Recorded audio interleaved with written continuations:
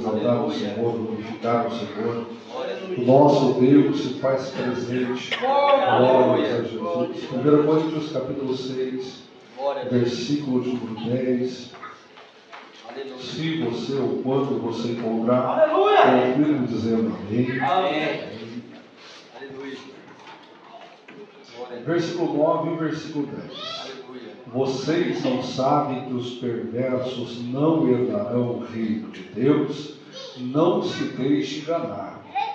Nem imorais, em algumas mídias, devassos, nem idólatras, nem adúlteros, nem homossexuais, passivos ou ativos, em algumas bíblias sodomitas e efeminados, nem ladrões, nem avarentos, nem alcoólatras, em algumas bíblias bebedores, nem caluniadores ou mentirosos, nem trapaceiros herdarão o reino de Deus.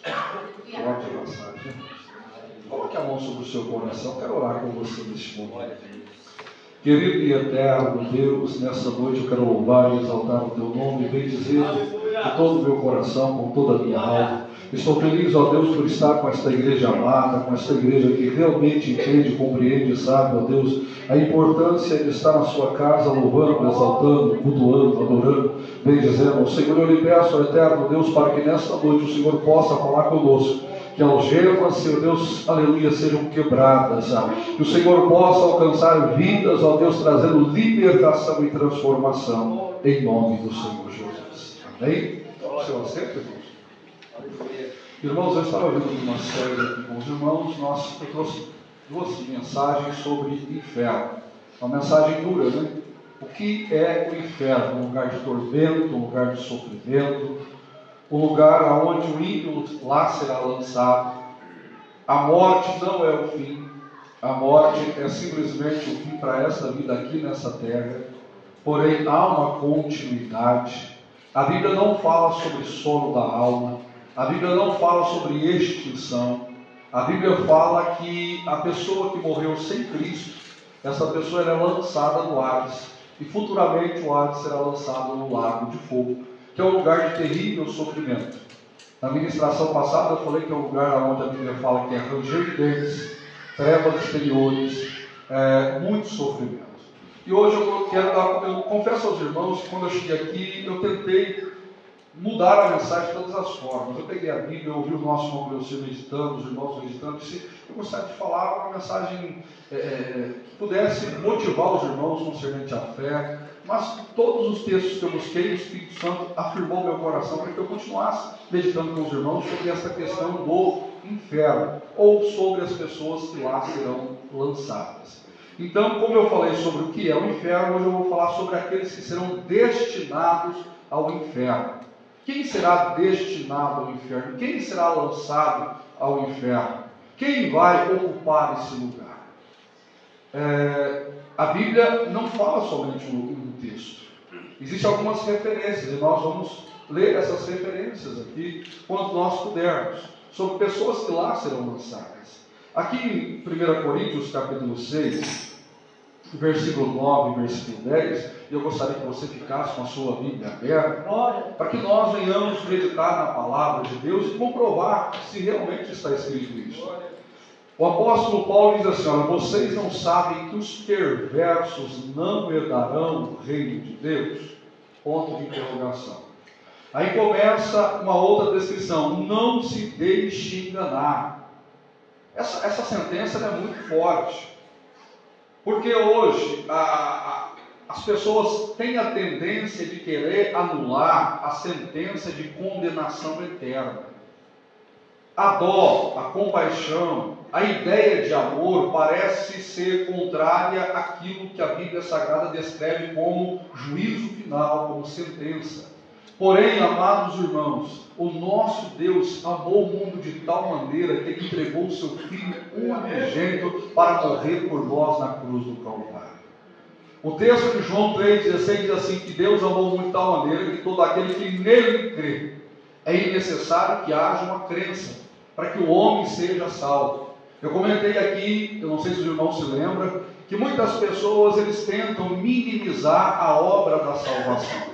E às vezes num culto como esse, eles perguntam: quem quer entregar a sua vida para Jesus? Aí a pessoa levanta a mão, vem aqui na frente e diz: essa pessoa está entregando a vida para Jesus. Não, não. Ela simplesmente está aceitando o apelo.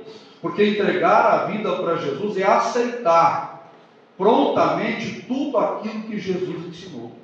É renunciar ao mundo, é renunciar ao pecado, é se comprometer com Jesus, como ele mesmo disse, que aquele que não come, não bebe não come da sua carne, não bebe do seu sangue, não tem parte com ele. Ele mesmo, Jesus disse isso, meu amado irmão. É necessário nascer de novo da água e do Espírito. Então a pessoa que não tem uma aliança, um compromisso, um comprometimento real com o nosso Jesus, essa pessoa ela não será salva. E aqui Paulo descreve pessoas que então serão lançadas no lago de fogo. É claro que a sentença final, Paulo descreve o seguinte: não herdarão o reino de Deus. Se não herdarão o reino de Deus, qual que é a consequência? Não existe vários caminhos, só existe 2 caminhos. Por isso que Jesus disse: porfiar por entrar pelo caminho estreito, porque largo e espaçoso é o caminho que conduz à perdição. Jesus não ensinou vários caminhos, ele ensinou 2 caminhos. Um caminho para a salvação, e ele mesmo se autodenominou como um caminho que leva ao Pai, quando ele disse: eu sou o caminho, a verdade e a vida, e se alguém quer ir ao Pai, tem que vir por mim. Se não for por Jesus, não há salvação, não há, meu amado irmão, vida eterna com Cristo. E o apóstolo Paulo começa assim: olha, não se deixe enganar. Não pense que as coisas são baratas, não. O negócio é muito sério. Aí ele continua: não se deixe enganar, nem imorais. Em algumas Bíblias aparece a palavra devasso. O que é devasso? É libertino. É uma pessoa que se entrega à carne. Não erreis, os devassos não serão salvos. O segundo texto, a segunda aplicação é nem idólatras. Nem idólatras. Eu confesso a você que quando eu aceitei Jesus, eu vim do catolicismo. E eu tinha os meus santos de estimação. Eu não sei você, eu tinha. Minha casa foi sempre criado, dentro da minha casa havia vários quadros de imagem, e eu tive muita dificuldade de aceitar a fé cristã, porque eu vim de um lar extremamente idólatra. E a primeira coisa que eu tentei confirmar é que na Bíblia Sagrada não havia problema nenhum ter imagens de escultura. E aí eu fui ler a Bíblia Sagrada. E eu confesso aos irmãos, como um ditado que na Assembleia de Minas, eu dei com burro na água. Porque a Bíblia Sagrada ela condena profundamente a idolatria e a confecção de imagens. Êxodo capítulo 20, não faça imagem de escultura. Salmos número 115, Isaías, Jeremias, no Velho Testamento, no Novo Testamento. E a sentença para aquele que é idólatra é não herdar o reino de Deus. É claro que ter imagem e ser idólatra são 2 coisas diferentes. Por isso que os 10 mandamentos, o primeiro mandamento é não ter outros deuses além do nosso Deus. E o segundo mandamento é não ter imagem de escultura. 2 coisas completamente distintas. Qual que é a diferença, pastor? Primeiro, é que você pode ter um Deus, e você pode adorar um Deus, ser um ser idólatra, e esse ser que você adora não ser uma imagem. Quer ver um exemplo? Tem homens que adoram carros. Tem pessoas que adoram cantores. Nós estávamos falando aqui no culto de adoração, eu comentei sobre jovens, moças, rapazes que enfrentam filas enormes, quilométricas, para entrar dentro do estádio, rasgam camisas, blusas, gritam, ovacionando aquele cantor. Isso é idolatria. Jesus, ensinando, ele diz que aquele que ama pai e mãe acima do Senhor, não é digno de entrar no reino de Deus. Então o pai e a mãe pode estar no lugar de Deus? Pode. Eu conheci um senhor lá no Jardim Capivari, que ele colocava a filha dele tanto num pedestal, mas tanto num pedestal, que o dia que a filha dele saiu da igreja, ele saiu da igreja. É idolatria. E o texto diz que os idólatras não herdarão o reino dos céus. Os irmãos estão entendendo? É forte essa palavra. Claro que eu não vou me demorar muito aqui, eu só quero citar rapidamente, para nós partirmos para outras citações do texto. Aleluia. Nem idólatras, nem adúlteros. No grego, a palavra adúltero também pode ser entendida como fornicário. O que é adúltero? É aquela pessoa que tem relações extraconjugais. A Bíblia ensina um casamento monogâmico. O que é o casamento monogâmico? Um homem e uma mulher. Nós estamos vivendo uma sociedade hoje que está tentando colocar na cabeça dos outros a poligamia. Uma mulher com 2 homens, um homem com 2, 3 mulheres, isso é adultério. Mas Jesus, ele fechou o escopo desse ensino quando ele disse que adultério não é só ir para a cama, tem relações sexuais. Adultério é você cobiçar, desejar, fantasiar, imaginar uma noite de prazeres com a mulher de outra pessoa. Isso é adultério. E a Bíblia diz o seguinte, que os adúlteros não herdarão o reino dos céus. Olha que texto forte, meu amado Deus. Vamos continuando aqui. Nem homossexuais passivos ou ativos. A minha Bíblia é Nova Versão Internacional. A dos irmãos pode ser revista e corrigida, e aí está sodomitas e efeminados. Pastor, quem disse que homossexual não vai para o céu? A Bíblia Sagrada. Quem afirma que homossexuais não são salvos? É a Bíblia Sagrada.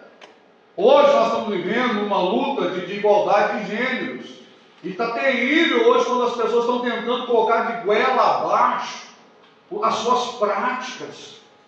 Irmãos, é tão sério a questão da sexualidade na Bíblia, que a Bíblia diz assim, o apóstolo Paulo, que todo pecado que o homem comete é fora do corpo, mas que o adultério é pecado no corpo. E quem peca contra o corpo, peca contra o Espírito Santo, porque o nosso corpo ele é templo do Espírito Santo de Deus. Então nós temos que ter o nosso corpo, aleluia, em santidade. Nós temos que consagrar o nosso corpo, porque o nosso corpo é morada permanente do Espírito Santo de Deus, ou melhor, é morada do Espírito Santo do Senhor. Os irmãos estão entendendo? Então quem não herdará o reino de Deus? Primeiro, devasso. Segundo, idólatra. Terceiro, adúlteros. Quarto, homossexuais. Quinto, ladrões. Quem é ladrão? Aquele que rouba. Um dos mandamentos é não roubarás. Por isso, irmãos, que a Bíblia Sagrada, ela ensina que nós, cristãos, nós devemos andar com a moralidade lá em cima. Vou dar um exemplo para você. Já aconteceu de você? Já aconteceu. Vou dar um exemplo para você. Já aconteceu de você ir no mercado, fazer uma compra, dar uma nota, e a pessoa que o caixa lá te devolveu um troco a mais? Já aconteceu comigo. Que sorte, hein? Oh, glória a Deus. Não é glória a Deus. Se aquela caixa no final do dia for contar e estiver faltando, vai ser descontado de quem? Lembra?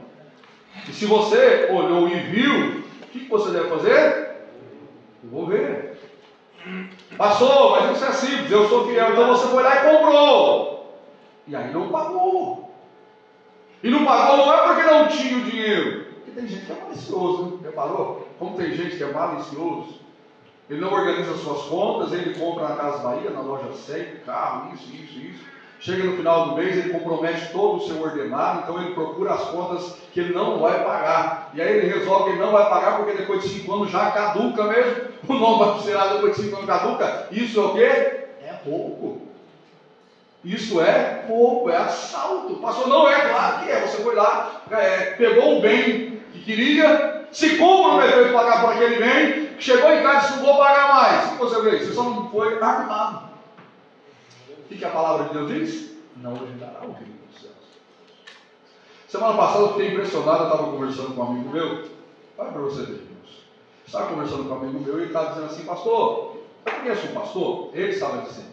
Ele disse, pastor, eu conheço um pastor que lá no Nordeste, ele e o irmão dele do mundo, entraram numa briga corporal, e o irmão dele e ele acabou matando uma pessoa, e ele fugiu para cá. Aqui ele conheceu Jesus, se converteu. Falei, e aí? Ele falou, não, pastor, hoje ele é pastor. Falei, glória a Deus. Ele falou, mas aí? Ele falou, faz 20 anos que ele foge da justiça. Eu falei, como assim? Ele falou, não, ele foge. Ele compra o nome do parente, por quê? Porque ele sabe que ele deve para a justiça. Eu falei, ele é pastor? Ele falou, meu irmão, não. Ele tem dívidas com a justiça, ele deve pagar por essas dívidas. Que evangelho é esse? Que evangelho é esse que aceita qualquer prática? Não, a palavra de Deus diz, errou, vai pagar. Continuando o texto aqui, nem ladrões, nem avarento. Avarento, esse aqui tem muita gente que vai para o inferno que é avarento. O que é avarento? É amor ao dinheiro. Jesus coloca dois deuses. Jesus ensina sobre dois deuses. Quais são eles? Ou você serve ao Pai, ou serve a Mamon. O que é Mamon? Dinheiro. O camarada é tão avarento, ele ama tanto o dinheiro, como diz lá na minha terra, né? Mão de vaca. Coloca um sorrisal na mão dele, ele passa o mar para lá e para cá e não o sorrisal. Não é ser econômico, viu, irmãos? Há uma diferença de economia para ser avarento. Tem muita gente que não fica na Assembleia e vai para a congregação porque ele é avarento. Ah, não, lá não precisa dar dízimo. Não é assim que acontece? Eu procuro uma igreja que não é avareza. Cuidado, meu amor. Cuidado. O nosso Deus, ele não sonda somente a atitude, ele conhece a intenção. Não podemos amar o dinheiro acima do nosso Deus. Não podemos amar os bens materiais acima do nosso Deus. Isso também é uma forma de idolatria. Vamos continuando aqui. Nem alcoólatras ou beberrões. E aqui é forte. Eu me lembro quando eu aceitei Jesus, a minha família, como eu disse, veio do mundo da idolatria, e os meus irmãos, meu pai, tudo alcoólatra. Eu disse, será que realmente proíbe bebida alcoólica na palavra de Deus? E eu bati de frente com esse texto, e esse texto na época me confrontou. É claro que eu nunca fui alcoólatra. Experimentei sim quando era criança, mas na minha adolescência já abandonei, eu nunca mais bebi. Mas o texto diz aqui que os bêbados, os bebedores, a Bíblia condena categoricamente a embriaguez. Irmãos, a Bíblia condena categoricamente a embriaguez. Bêbados, bebedores não herdarão, beberrões não herdarão o reino dos céus. Nem caluniadores. Essa aqui, a gente tem que tomar cuidado, irmãos. Na Bíblia os irmãos são caluniadores ou estão mentirosos? Maldizentes. O que é maldizente? É aquele que fala mal do seu irmão. Não, ele só fala a verdade. Cuidado com essa verdade. Isso aqui é uma faca no nosso pescoço. Caluniador. Não viu, não ouviu, ficou sabendo por terceiros e está passando adiante. Eu trabalhei com um rapaz que na língua dele, preste atenção, para você não entender mal. Eu trabalhei com um rapaz que na língua dele, todo homem era corno ou viado, ou homossexual. E mulher, todas elas, ou era adúltera. Um dia eu falei para ele, rapaz, você não vigia o que você fala, não? Porque passava uma pessoa perto dele e falava, a mulher dele está aí. E eu trabalhando na guarita, e ele era o zelador, e todo dia eu passava para ele, rapaz, se alguém um dia ouvisse o que você fala, você pode ser preso, você calúnia, rapaz. Traz para dentro da igreja, cuidado, tem que cuidar da minha vida. Eu tinha um amigo meu que sempre que ele manda mensagem, sempre, pastor e fulano, então, eu falei, amigo, vamos para a palavra de Deus, vou cuidar da palavra de Deus, cada um cuida da sua vida. A minha já está difícil de eu cuidar. Então, cuidado, caluniador, vai, maldizente, caluniador, vai para o fogo, para o tacho de fogo. Meu Deus, é forte isso, irmãos. Aleluia, é forte. Pastor, eu estou na igreja, eu uso roupa de crentes, mas como está o seu procedimento? O texto continua dizendo assim, olha, nem caluniadores, nem trapaceiros herdarão o reino de Deus. Qual que é a sua Bíblia, Fernando? Roubadores, trapaceiros. O que é trapaceiro? Eu tinha um amigo lá em Minas Gerais, ele já é falecido, e ele começou a vida de negócio dele trocando uma furadeira. Olha o exemplo que eu vou dar para você. O Marcos tinha uma furadeira, ele queria vender a furadeira. O rapaz chegou lá e vendeu a furadeira para o rapaz. O rapaz pegou a furadeira, quando chegou em casa, foi fazer o furo, a furadeira não funcionou. O rapaz voltou lá no Marcos, a furadeira está funcionando. Ele falou, tá sim. No outro dia o cara da furadeira pegou a furadeira, levou no técnico, falou o seguinte, para a furadeira funcionar, ela precisa de um carvão. A sua furadeira está carvão, não tem carvão, está sem carvão. Eu falei, mas como que ontem funcionou? Aí o cara explicou, olha, o Marcos foi o seguinte, ele pegou um pedacinho de carvão, só para fazer a furadeira funcionar, e colocou. Na casa dele, você apertou, o negócio funcionou, na sua casa não tinha mais. Você entendeu? Trapaceiro. Ele usa de engano, ele usa de falsidade. O dia que eu fui vender o carro do nosso irmão Moisés, eu falei, Moisés, é o seguinte, eu vou pedir para você, o carro está assim, está assado, está desse jeito, está aí, isso. Não vou vender gato por leve. Ele falou, pastor, ainda bem que o senhor falou que o carro está ruim. Eu falei, não vou falar mentir para você, não, mas pode levar o carro não está. Eu vendi um carro lá em Minas Gerais, o cara chegou para comprar o carro, eu falei, está assim, assado, assim. Ele falou, rapaz, mas você quer vender realmente o carro? Eu falei, quero. Mas você me fala todos os defeitos dele? Eu falei, melhor eu falar os defeitos, porque eu estou sendo honesto com você. Eu nunca comprei um carro de alguém tão honesto como você. Porque, irmão, você está usando de artimanhas para lucrar em cima do outro. E o que a palavra de Deus fala? Não herdarão o reino dos céus. Eu gostaria de ler com você, aqui em Romanos, capítulo 1, era para ter lido quando eu estava falando sobre homossexuais, aqui, né, onde a palavra de Deus condena e diz que não herdarão o reino dos céus. E às vezes, deixa eu falar uma coisa para os irmãos, nos cultos que nós vamos na igreja, e o pregador tão eufórico, cheio de Deus, ele entrega tantas mensagens que você vai ser abençoado, que você vai receber isso, que você vai receber aquilo. Agora deixa eu te perguntar uma coisa para você. Deus vai te abençoar sabendo que você não está nos padrões que Ele exige que você esteja? O camarada está dentro da igreja, tem 2, 3 mulheres, é mentiroso, é caluniador, é trapaceiro. A mulher está dentro da igreja, faz isso e faz aquilo, e aí recebe palavra que ela vai ser próspera. Qual é o Deus que está falando com ela? É o Deus verdadeiro, onde a palavra de Deus exige santidade, seriedade, compromisso e comprometimento? Ou é o Deus que quer levar eles junto com Ele? Os irmãos encontraram Romanos capítulo 1, e aqui eu quero ler com você, a partir do versículo de número... versículo 21.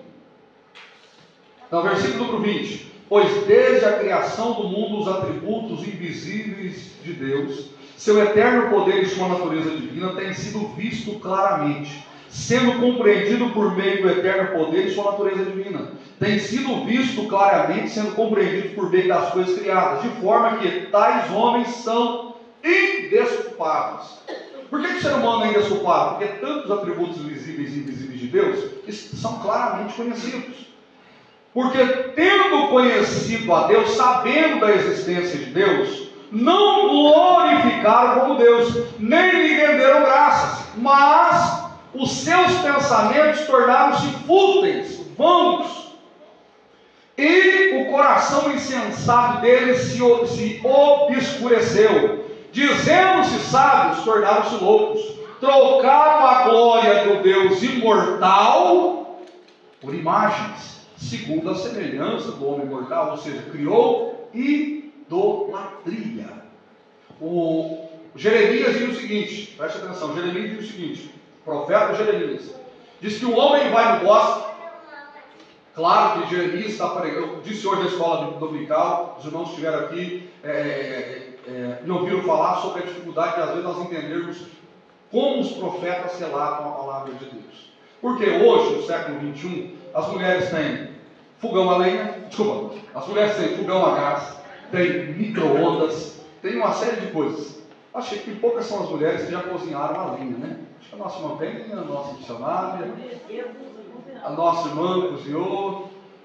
A Bíblia diz o seguinte, o profeta Jeremias, que nessa época onde as mulheres tinham que cozinhar a lenha, o marido delas ia no bosque, cortava a árvore, trazia a lenha, as mulheres pegavam as lenhas, colocavam no fogão, fazia comida, sobrava um pedacinho de madeira, aí o marido ia lá, pegava aquela imagem, pegava aquela madeira, pegava uma faca, e se fosse tão sábio como o nosso irmão Ciro, desenhava uma imagem, e depois que fazia uma imagem, pegava aquele pedaço de toco que tinha sido usado para fazer comida que havia sobrado, e fazia uma imagem, colocava, dobrava o joelho e prestava culto àquela imagem de toco. Não sou eu que estou dizendo, é o profeta Jeremias que está falando isso. É o que o apóstolo Paulo ratifica aqui. As pessoas que conheceram a Deus, sabendo da grandeza de Deus, diminuíram tanto Deus que fizeram uma imagem de Jesus. Aí o apóstolo continua aqui, versículo 23, trocaram a glória do Deus imortal por imagem feita segundo a semelhança do homem mortal, bem como pássaro, quadrúpedes e répteis, ou seja, adora tudo. Por isso, essa parte aqui é muito forte, irmãos. Olha aqui, ó. Por isso Deus os entregou à impureza sexual. Na sua Bíblia está como, irmão Fernando? Versículo 24. Por isso Deus entregou a concupiscência. O que é concupiscência? Desejo sexual desordenado. O texto diz que Deus entregou o homem aos seus próprios desejos. Eu pregando aqui, não sei se vocês se lembram, eu disse que eu oro todos os dias para que o Espírito Santo não entregue eu a mim mesmo. Eu sempre falo, Espírito Santo me disciplina, porque o ser humano tem uma natureza caída. Preste atenção no que eu estou dizendo aqui. Todos nós aqui, nós temos instintos, nós temos impulsos e nós temos desejos e vontades. O que é instinto? É aquilo que é intrínseco ao ser humano. Você viu? Vou dar um exemplo aqui, animais. Cachorro, o gato passa lá na porta. Ninguém ensinou o cachorro que tem que correr atrás do gato. Mas o instinto dele é o quê? Já sai correndo, não é mais ou menos assim? É instintivo. Nós também temos instinto. O instinto do perigo. Ninguém precisa me explicar que uma arma pode matar. Eu sei que o fogo mata, eu sei que a água mata. Isso é instintivo. O ser humano tem instinto, o ser humano tem desejos, o ser humano tem impulsos. E esses impulsos, esse instinto, esses desejos, tem que ser controlado. Primeiro, tem que ser controlado por mim mesmo. E segundo, o Espírito Santo precisa dar força para que eu me controle. Eu tinha um pastor que ele dizia o seguinte, irmãos, se eu me deixar levar pela carne, eu estava deitado na sarjeta tomando cachaça. Eu tive um pastor que ele falava isso. Cada um de nós aqui temos um ponto fraco. O ponto fraco é assim, aquilo que você é mais vulnerável. Tem homens que é mulher. Tem homens que é bebida. Tem homens que é droga. Tem homens que é dinheiro. Tem homens que se sentem atraídos por determinados jogos. O impulso dele é se satisfazer através de jogos, de bebida, de droga, de mulheres, etc, etc. Você vai se lançar e se entregar a esse próprio desejo? Não. Mas o texto diz aqui que a pessoa que não deu glória a Deus, não adorou a Deus da forma correta, Deus entregou o ser humano aos seus próprios impulsos. Versículo número 24, não é isso? Por isso Deus entregou a impureza sexual, segundo os desejos pecaminosos do seu coração, para a degradação do próprio corpo. É claro que o texto aqui está falando sobre a homossexualidade, a prática sexual contrária àquilo que é natural ao que o Senhor Deus nos criou. Continuando o versículo, trocaram a verdade de Deus pela... Trocaram a verdade de Deus, que é verdade, é aquilo que todos nós sabemos, pela mentira. O que eu estou pregando aqui é tão sério que o nosso governo está tentando trocar a identidade sexual. Estão tentando quebrar do registro de nascimento se é masculino ou se é feminino. Coloca qualquer coisa quando crescer. Decide. Mas a verdade é o quê? Nasceu o homem. Os órgãos sexuais já identificam. Os irmãos estão entendendo? Trocaram a verdade. Tornaram-se fúteis. Vamos lá. Versículo 25. Trocaram a verdade de Deus pela mentira, adoraram e serviram a coisas e seres criados, em lugar do Criador que é bendito para sempre, se próximo, cultuam aquilo que não foi criado. Aí o texto diz, por causa disso, Deus os entregou. Segunda vez que Deus está entregando. Segunda vez que Deus está entregando. Por causa de Deus entregou o homem às suas paixões e vergonhas. Até as mulheres trocaram suas relações sexuais naturais por outras, contrárias à natureza. O texto é muito forte, irmãos. Eu acho que eu não preciso nem explicar para os irmãos. O próprio texto já mostra a força. Da mesma forma, os homens também abandonaram as relações naturais com as mulheres, inflamaram-se de paixão uns pelos outros, começaram a cometer atos indecentes, homens com homens, e receberam em si mesmo o castigo merecido pela sua perversão.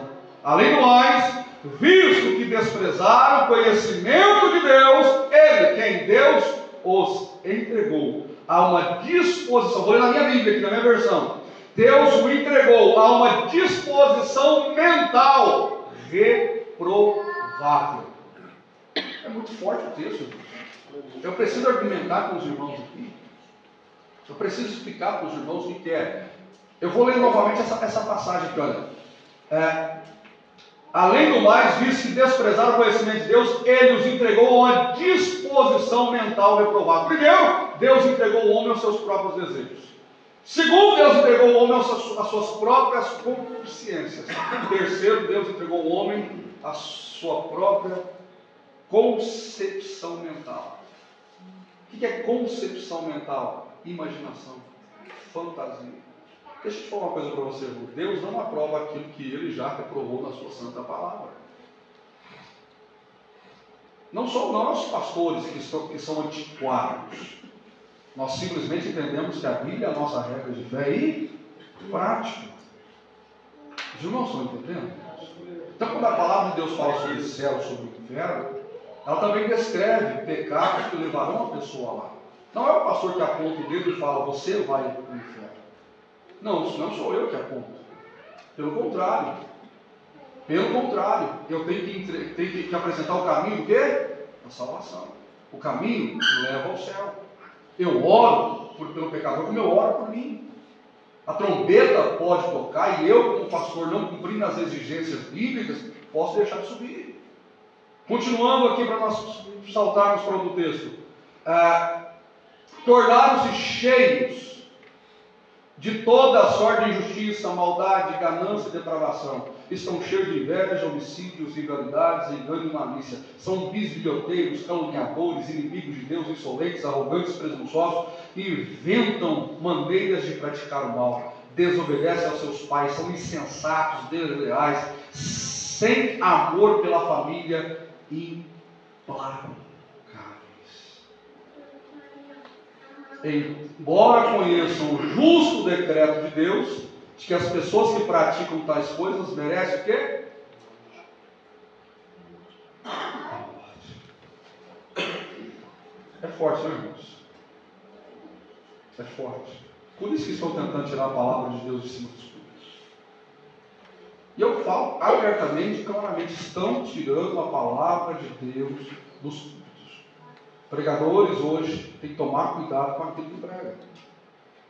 Porque se pregar determinadas passagens bíblicas, essa pessoa poderá ser julgada e condenada. Isso que eu estou pregando aqui é muito sério, meu amado. Porque todos nós temos uma alma. Todos nós iremos prestar conta diante do Senhor. A Bíblia fala de pelo menos 3 julgamentos. Preste atenção, pelo menos 3 julgamentos. A Bíblia fala sobre o tribunal de Cristo. O tribunal de Cristo, no entendimento teológico, não é o tribunal aonde será julgado para a perdição, mas é o tribunal aonde seremos recompensados pelos nossos feitos. Então, quem passa pelo tribunal de Cristo são crentes salvos, libertos, transformados, que receberão galardões da parte do Senhor. A Bíblia fala sobre o segundo tribunal, que é chamado Tribunal das Nações, Mateus capítulo 25, aonde as nações se aproximarão do Senhor, e o Senhor separará os bodes das ovelhas. E existe um terceiro trono, que é chamado trono branco. Esse trono branco, a Bíblia diz assim, que os céus e a terra passarão, e que todos passarão por este lugar. E a Bíblia diz o seguinte ainda, que aquele que não tiver o seu nome registrado no livro da da vida, esta pessoa será lançada no lago do fogo. Então o meu nome, o seu nome tem que estar escrito no livro da vida, para que naquele grande dia eu e você sejamos achados, aleluia, pelo Senhor dos Exércitos, e nós recebamos aquilo que o Senhor Jesus morreu na cruz do Calvário para nos dar a mim e a você, ou seja, uma herança eterna, meu amado irmão.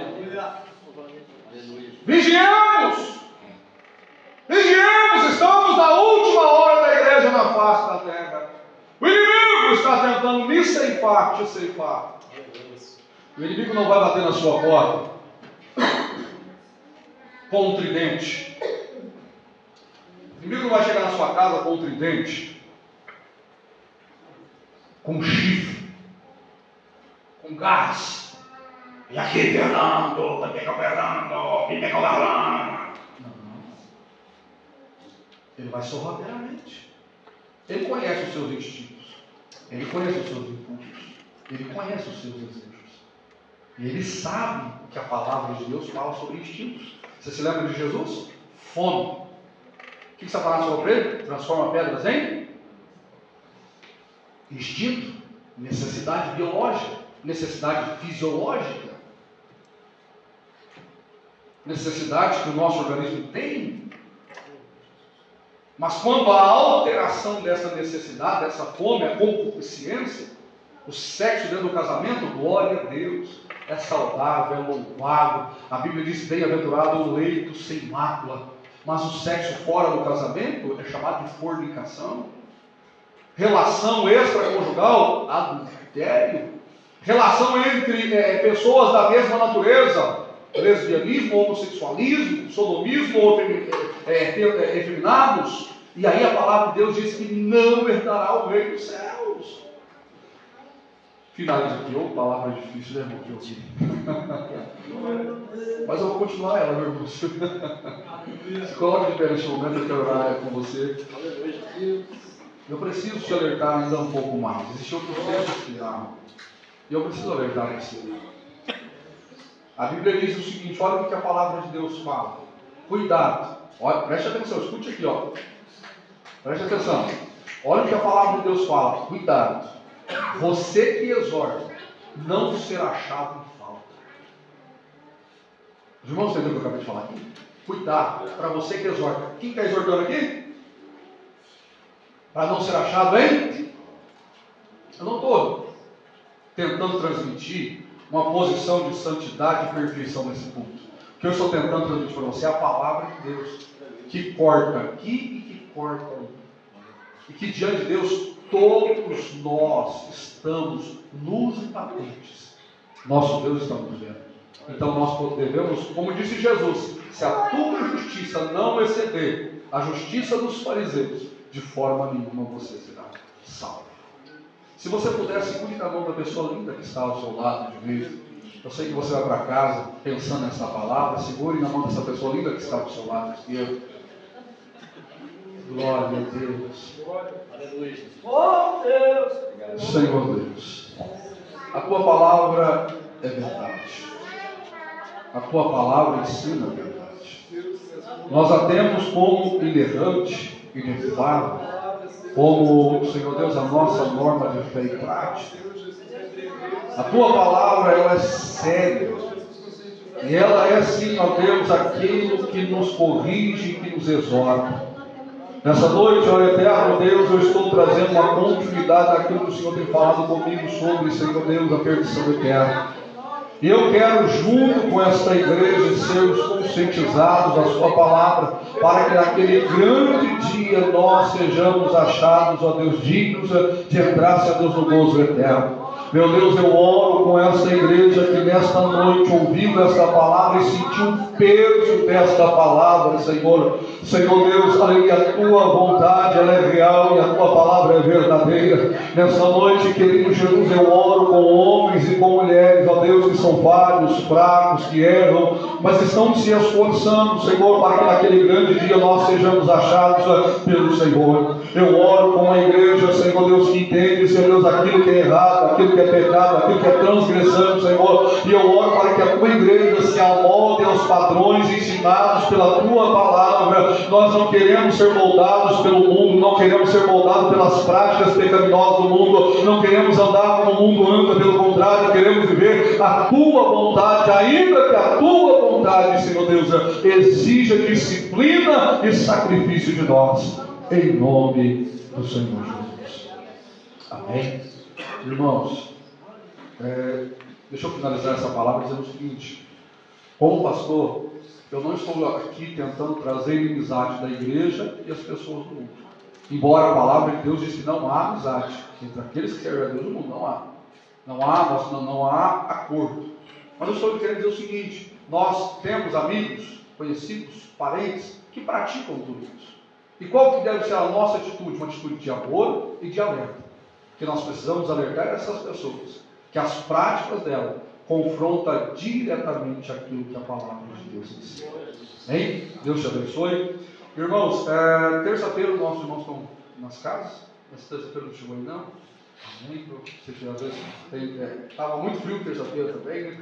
Precisamos arrumar algumas casas. Mas essa semana chega a laje, não é isso? Essa semana eu acho que vai chegar a laje, irmãos. Então, graças a Deus, nós vamos dar continuidade.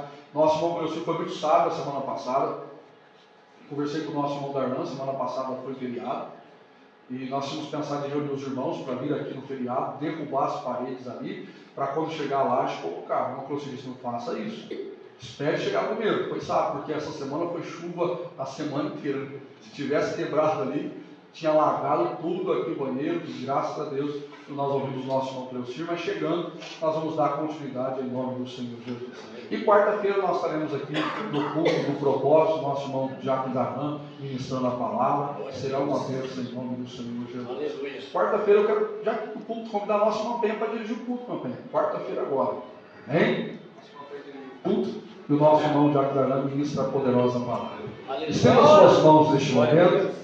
Que o amor de Deus, o nosso Pai, que a graça do nosso Senhor e Salvador Jesus Cristo e a comunhão, aleluia, com o Espírito Santo esteja com todos nós, todos digamos juntos. Amém. 1, 2, 3. Glória! Dê uma salva de palmas para o Senhor. Deus te abençoe. Que o Espírito Santo esteja com a paz do Senhor.